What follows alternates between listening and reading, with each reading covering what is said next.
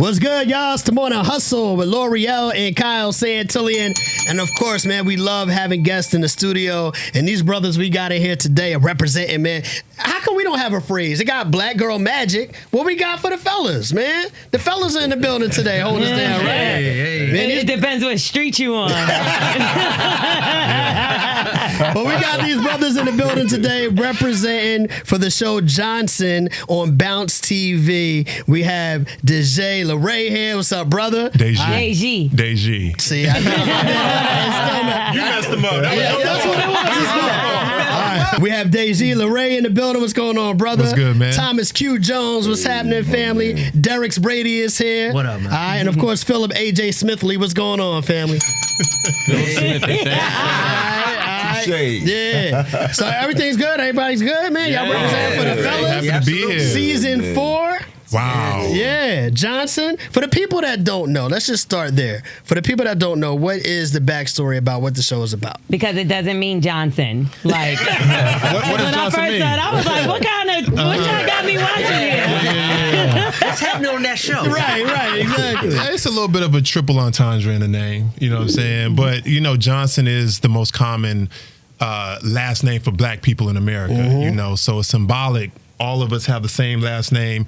There's no relation. It just kind of represents the fact that we have the same journey, you know, as black men. I love it. I have a Johnson lineage with my family as well. Yeah. I think we all do. I love it. I love it. So I mean, you know, creating a show, you know, I wrote the first pilot in 2014, just saw a void on TV, you know, a void when it comes to representation of, you know, the everyday black men with good intentions, black men who are vulnerable, black men who I recognize, you know, in my daily life. And I just wanted to give us something that we can be proud of, you know, and I met Thomas in 2017. He agreed with the sentiment. You know, I approached Thomas to be an actor on the show, and he was like, nah, man, I want to help you develop this narrative. And then we started working together in 2017.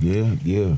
So, Thomas, you're also a writer on the show. No, I'm not a writer. Oh, I was about to say, That's Deji's thing. Deji's the writer extraordinaire. Producer, yeah. I'm you know, Deji and I have our own production company, Midnight Train Productions, and when we met in 2017 and you know, he reached out to me about the show and the idea, everything just kind of happened at once. You know, I felt like he understood, you know, what I was thinking, you know, in regards to just the narrative around black men on TV. And it wasn't just the show, but it was just his work ethic, his ambition, and his drive. We just connected on a lot of different levels. And so we started our own production company in the process of creating this show, which we have multiple shows, you know, on top of this one, you know what I mean? But Johnson was something that spoke to me, being a black man, obviously, and also someone that played football for a long time. Right. A lot of stereotypical, you know, ideas around who we are as black men. So, you know, it was a really, really timely project that popped up for me, and here we are. What does how did Cedric the Entertainer become a part of the project as well? Did he? So we reached out. You know, this process for Johnson was not easy. You know, there's a reason why you haven't seen this type of black male representation on TV, and a lot of times people just don't think that if black men aren't misogynistic or you know, money hungry or criminals, people won't watch it. And that's why you haven't seen a show like this, you know. So for us, once we shot the pilot episode with Derek and Philip in 2017, we set out to get this thing greenlit. So we reached out to multiple people, multiple networks, multiple studios, multiple production companies, seeing who saw the vision.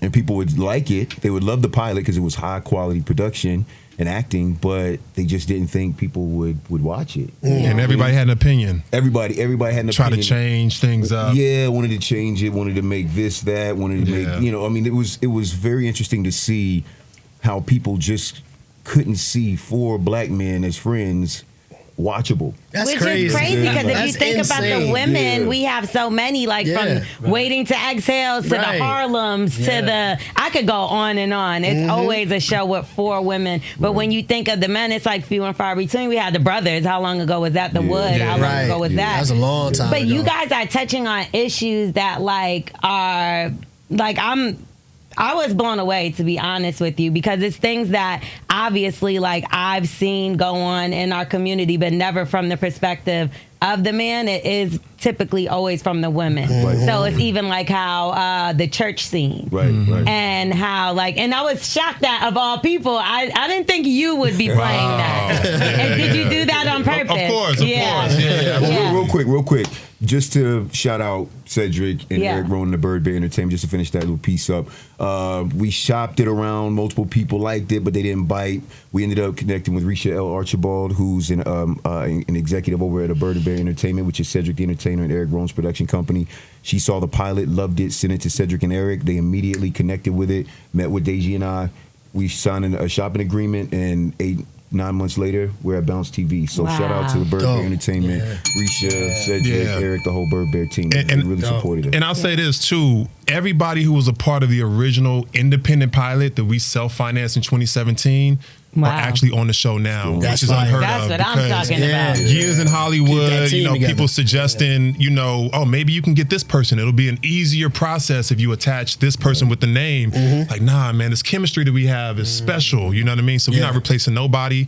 If we got to replace somebody, we ain't gonna do it. And that's real talk. Shout out to Deji and Thomas on that, because in Hollywood that doesn't happen. Right. You do the pilot, you jump on, and if it's independent, and then when it goes to get sold or go up to the next level, it's like everybody changed. Right. Yeah. They want to Now get the big Terrence star. Howard is starring in it. Exactly. And they refused to break up the chemistry between us four. So that's real. Yeah, my character is supposed to be Michael B. Jordan, but It's so funny. Thank God it's not.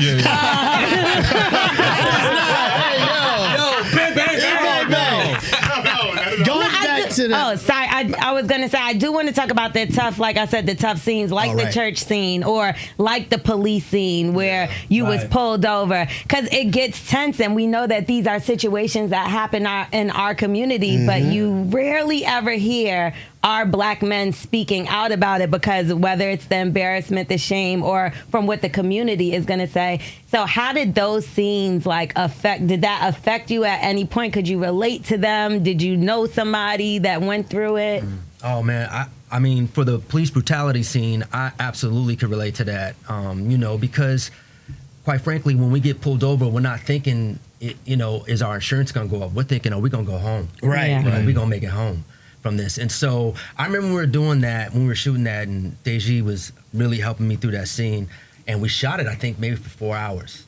And I'm method, so I'm all in with everything, using everything of my experience. And I remember when we were done, I was back to our hotel, and I ran into Risha Archibald in the hallway. And all she said to me was, are you okay? And I just broke down. Yeah.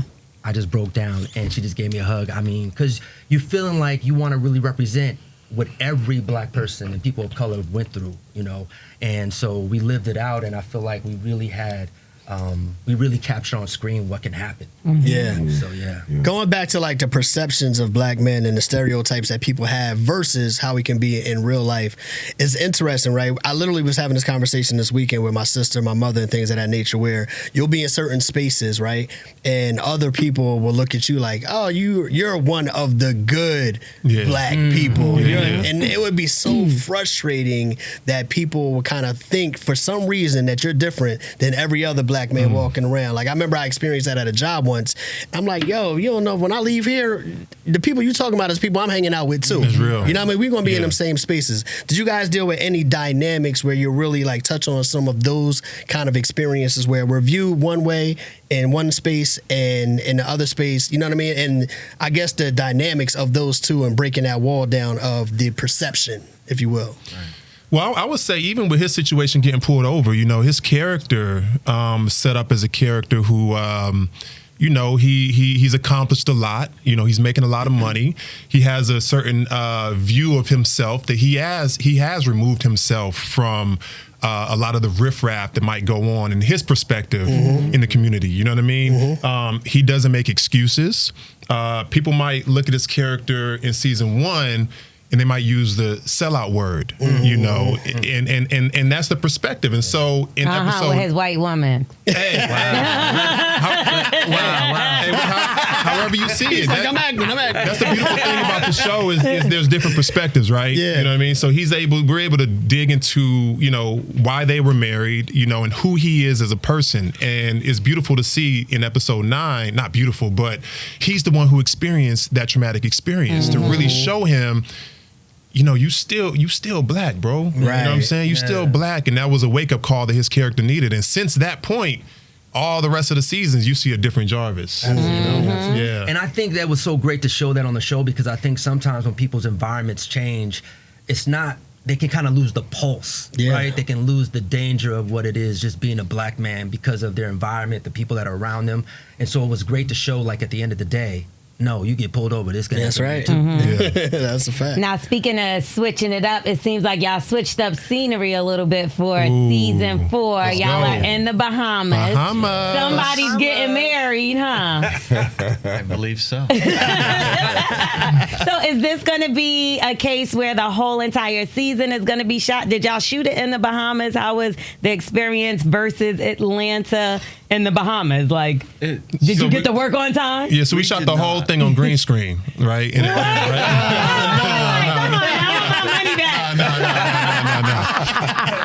Don't do that to him. Yeah, now we went to the Bahamas for 2 episodes, you know, which it's a really cool story behind that. You know, I wanted to take the show out of the country to open the world up, you know, and thank you to Bounce TV and Scripps for allowing us to do that, because it's a big risk.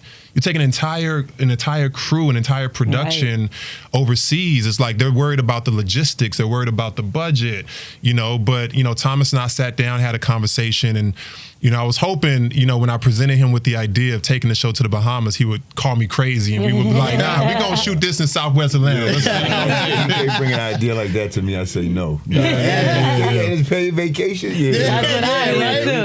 We're gonna stay a couple extra days over here. So you only stayed out there for what did we do? We did 10 days in the Bahamas. Two episodes. 2 episodes. So as a matter of fact, episode 6 and episode 7. Episode 6 airs this Saturday at 8:00. So this is the first episode in the Bahamas this Saturday. That's fire. Okay, I know that's exciting to relive that experience. Shout out to Sandy Port Resort out in the Bahamas and Atlantis. I mean, they showed us so much love. Yeah. They were so you know, graceful and they literally, like, you know, rolled out the red carpet for us. They had some incredible directors. Shout out to Lovato Stubbs. He's the director of these 2 episodes. He brought on a great Bahamian crew that we connected with immediately. You know, it was really dope to be able to see how they see film and cinema over there and how passionate they are about it, and matched our passion. And you know, it was a real beautiful experience. You know, I mean, Bahamas is one of the most beautiful places in the world. Atlanta's obviously is one of the most, you know, the biggest tourist attractions in the world. And, you know, to be able to shoot this show in the Bahamas and also have access to everything Bahamas had to offer. It's, you know, it's priceless. You know, it's messed up. Y'all left my boy behind, my brother D.L. Hughley. Why he wasn't? What's going on with him? Are we going to see him this season? Yeah. DL Hughley, he's in every season. Yeah, DL Hughley, man, shout out to DL. Shout out I ain't see him on the in the sand. Oh man. You know, going back to the budget, you know what I'm saying? Going back to the budget you couldn't bring him in, his you know dog. what I'm saying? Right? You got to creatively figure out ways to make this thing work. But no, we can only take a select few people. You know, but DL is in season 4. Absolutely. He's been in every season. Shout out to DL. Shout out to Earthquake. Who's also a staple on the show, and Cedric the Entertainer. And we're just blessed to be able to work with these guys. I mean, these are people who we respect, we love, we look up to, you know, coming up in this game. And for them to rock with us and for Ced to give us an opportunity, it's a beautiful thing. And so we try to, you know, pattern ourselves after them and give back to other people as well. Do you get nervous when, like, DL goes through controversies and stuff? Because he's always borderline getting canceled like me. That's funny. So do you ever get a little nervous, like, oh, please, DL, you went too far? No. I mean, listen, you know, people have their own personal lives, you know, outside of, you know, the, you know, the business, and we understand that, you know what I'm saying? But his character is necessary for the show. Yeah. They just hit him with a statement. The words and views of this person are not reflective of the show. You know how that goes. Maybe. Right. But he should be entitled to his opinion too, you know, on things. I think everybody should be entitled to their opinion. And you know, DL, we love and respect DL, and you know, I love watching him on his show, and you know, he shows up to set the professional, the most professional person. Like you would expect somebody like that who's been in the game for a long time will come to set and have a lot of demands. You would expect that, you know, in this business, but it's the complete opposite. So humble, really Giving wants advice. to give you advice, really wants to do a great That's job dope. with the script. Earthquake as well, said as well. You know, they are really actors, you know, they're really professionals, and there's no ego when it comes Yeah, and to they set. appreciate the perspective and the narrative. They understand how important it is, and I think they're proud to be a part of something that speaks, you know, this narrative and this truth. You know, I think everyone's really, really proud to be a part of this show, which is great for us. Well, it's safe to say, ain't no Cat Williams going to be on that show, but I did see Kyle Barker, and I do love that. Yes, I love that it felt good. What's his real name? T.C. Carson. T.C. Carson. It felt good to see like nostalgic characters like him, to see him working in an environment where it's like, you know, black men and y'all are really expressing. I was so happy to see him. Yeah, well, one of the biggest compliments I think we've gotten on this show is TC. You know, obviously he's a legend in our world. He's on TV every day. You know, some channel. He's on somebody's channel. I still watch it, you know TV One. And after we wrapped him from season 2, he was on season 2, right? Season 3. Season Yeah. 3. Yeah. Once we wrapped him from season 3, he kind of gave a little speech and got emotional. And he was like, "This is the first time that in my entire career that I've been made to feel like a star." Wow. And it was emotional, and kind of the whole set was emotional, fire. and that made us feel so good because, you know, Deji and I, when we talk about casting people, we want to cast as many black legendary men as we I possibly love can that. on the show, because, you know, we're standing on their shoulders, and we trying to, you know, make sure that people understand these are legends. These guys need to be respected, honored, Celebrated. and celebrated. You know I what I'm love saying? that. So that was a big moment for us and for the show. Getting to know him is an incredible experience as well. When we're like, you know, behind the scenes waiting to shoot and stuff, and getting to hear advice and hear stories from these guys that have been icons of the industry, like, it's one of the most fulfilling things for me is just as an actor to get the experience of working with these people and like working with him, Greg Allen Williams, T.C. Carson, Cedric, Terry J. Vaughn. getting to like be in the room with these people and like actually communicate with your icons. Like there's no feeling better than That's that. cool. Shout out to Eric Rohn too. Eric Rohn, he's not an actor, but he's Cedric the Entertainer's producing partner, and he's been a huge advocate for this show from day one. You know what I'm saying? From the time that he saw the pilot and we had a meeting with him, he stood 10 toes down for us in the show. And he's not an actor, but he's a legend in this game too. Him and Cedric have been partners for 30 years and have produced a lot of legendary content. So shout out to Eric Rohn as well. Yeah. You were talking about your support from Bounce when you guys have certain ideas and supporting the show or whatever. Talk a little bit about Bounce TV, because I do feel like as a network, there are people that know about it, but then there's still some people that are still catching on to Bounce TV as a network. And it's one of these networks that we have that literally puts all black content out for the most part. You know what I mean? Just talk about your relationship with Bounce and what that's meant for y'all. Well, I feel like we couldn't have had a better partner, you know, for this show. You know, this show is unapologetic. You know, obviously we have, you know, sponsors, so there's limitations on how far we can go on certain subjects. But, you know, to make the show we wanted to make, they allowed us to do that. You know, obviously keeping the cast together, the content that you were talking about that's throughout the show. You know, Bounce was very supportive, you know, throughout this whole process. So, you know, we're very happy about that partnership. And, you know, Bounce has been representing, I think Bounce started in 2010, I believe it is. They've been around a while. Yeah, and it's you know, some people might have a hard time finding it.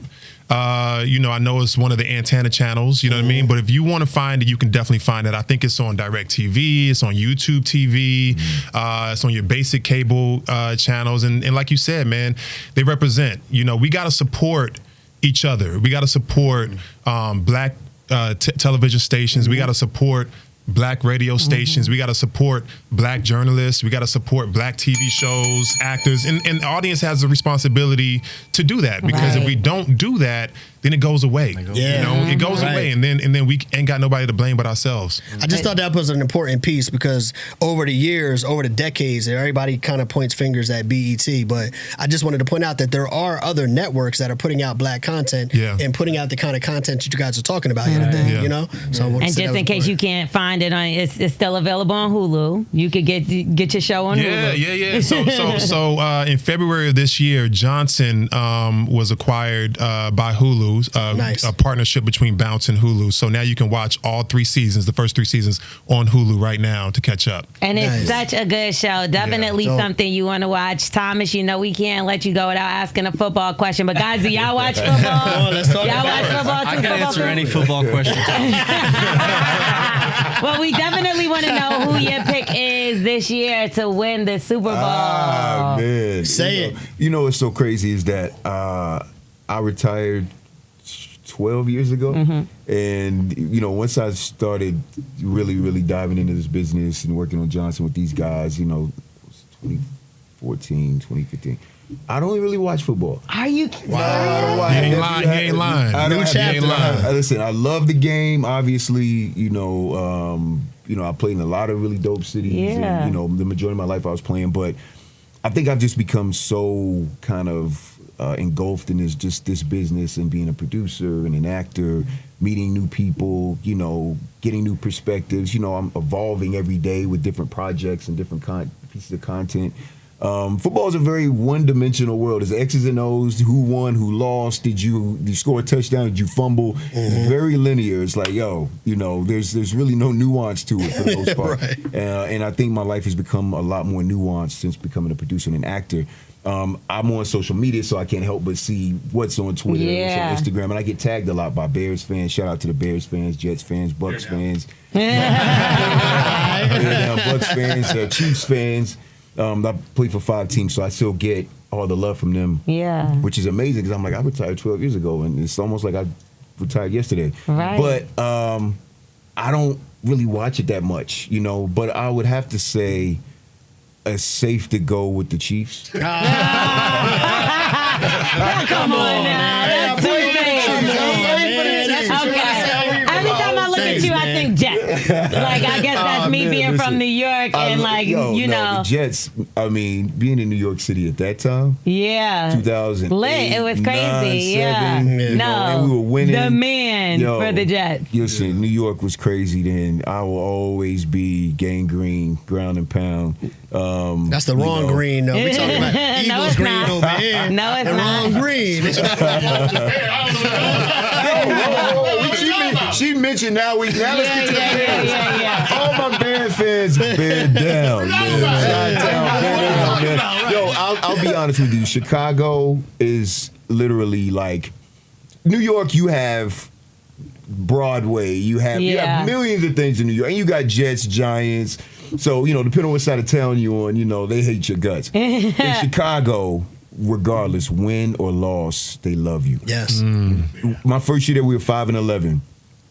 They loved me the same. The next year we were 11-5. They loved me even more. The next year we were 13-3 in the Super Bowl. They loved me maximum times 10.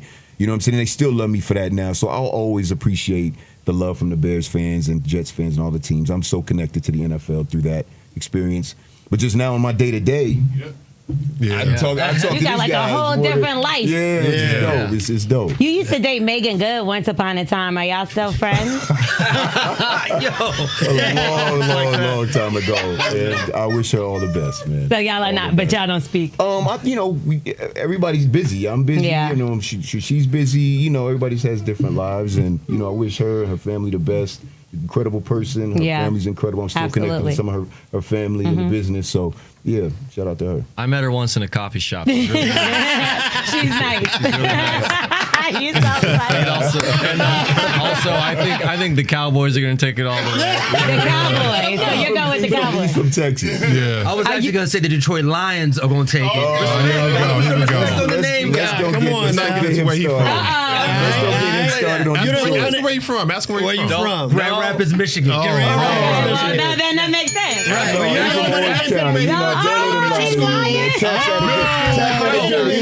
he's lying. Wait a minute now. Get I into was it. born in Grand Rapids, Michigan. Okay. All my Right. family. Where'd you Are you grow up? right? Where'd you I grow was up? born by Where'd the you grow river. up? I was shaking it. I He did go moved to at 2 years old. elementary in Orange County, but that don't He moved at count. 2 years old. That don't take away. You can't move at 2 and still say you grew up somewhere. Thank you. We were trying to tell him. But you didn't say your team. That's right. Listen, I'm from the A. I'm from here. I'm from Atlanta. So I got to go with the Falcons. Falcons. I think this year's gonna be better. Got a better team on paper. You know what I'm saying? Quarterback. I think they might do something. Damn, I just want to say Thomas all gave of the y'all are most wrong. It's generic Eagles, answer. Bird. I That's played it. for 5 teams. I show everybody the same amount of love that they showed me. You That's gave the fair. most generic answer only because you picked who won the Super Bowl. All Right. I mean, was that not a good pick? No, it's a terrible pick. We don't want to see that again. Oh, they won the last 10. Yeah, we don't All want to I see know that is again. that Taylor Swift is there, count me out. We appreciate y'all brothers, man, for coming through. The Johnsons. The Johnsons. Bounce TV is where they Yes, can sir. check out the show. What's the last thing you want to leave with the audience about checking out Johnson? Yo, Johnson to me is a pivotal show for the community. It's a truth to the culture. Black men and black women can watch this and see themselves represented in a real, relatable way. And I'm just really, really proud of the show, man. Tune in, every Saturday night on Bounce TV, 8/7 Central, and you can stream seasons 1, 2, and 3 on Hulu. It's Now. really a There good you show. go. No It's doubt. a really good show. Thank you. There it is, man. We Thank y'all. appreciate Write y'all. me in too, since Thank you you to wrote all- yourself in. Thank you to all the viewers. Thank you to everybody. Oh yeah, for sure. Yeah, I had to do it. You're supposed to do Yeah, of stuff like that. What course. you Right. think? We appreciate y'all, man. Thank you for Thanks pulling for up. having me. Sure. Come back for season 5. Oh, yeah. Most definitely. No doubt. We are the morning hustle.